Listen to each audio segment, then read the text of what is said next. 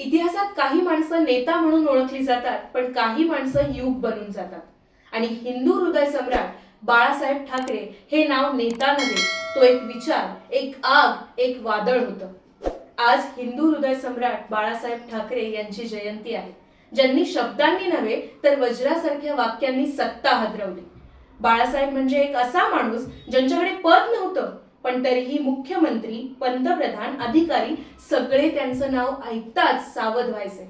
बाळासाहेबांनी कधीही सत्ता मागितली नाही, सत्ता स्वतःहून त्यांच्याकडे चालत आली. कारण त्यांचा आवाज फक्त भाषण नव्हता, तो लाखो मराठी माणसांचा दबलेला आक्रोश होता.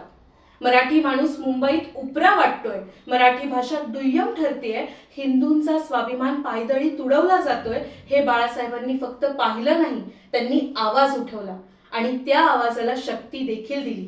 बाळासाहेब कधी मंत्री नव्हते, कधी मुख्यमंत्री नव्हते, कधी संसदेत उभे राहिले नाहीत, पण तरीही देशाच्या राजकारणात त्यांचं नाव गंभीरतेने घेतलं जातं.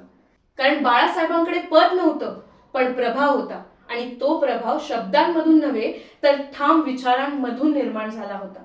मराठी माणसाचा सन्मान, मराठी माणसाचा अभिमान आणि हिंदू समाजाचा आत्मसन्मान या तिन्ही गोष्टींसाठी बाळासाहेबांनी आयुष्यभर स्पष्ट भूमिका घेतली. ते कधी दोन अर्थी बोलले नाही. जे वाटायचं ते सरळ बोलायचे आणि जे बोलायचे त्याची जबाबदारी देखील घ्यायचे. बाळासाहेबांनी लोकांना स्वप्न दाखवली नाहीत, तर डोळे उघडायला देखील शिकवलं. स्वतःसाठी उभे राहा हा त्यांचा कायमचा संदेश होता.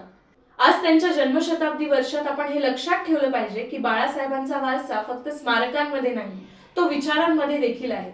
माणसं 100 वर्ष जगतात, पण काही माणसं 100 वर्षांनंतरही इतिहासाला दिशा देत राहतात. बाळासाहेब ठाकरे हे एक असंच नाव आहे, जे कधी काळाच्या पुढे होतं आणि कधी काळापेक्षा मोठं.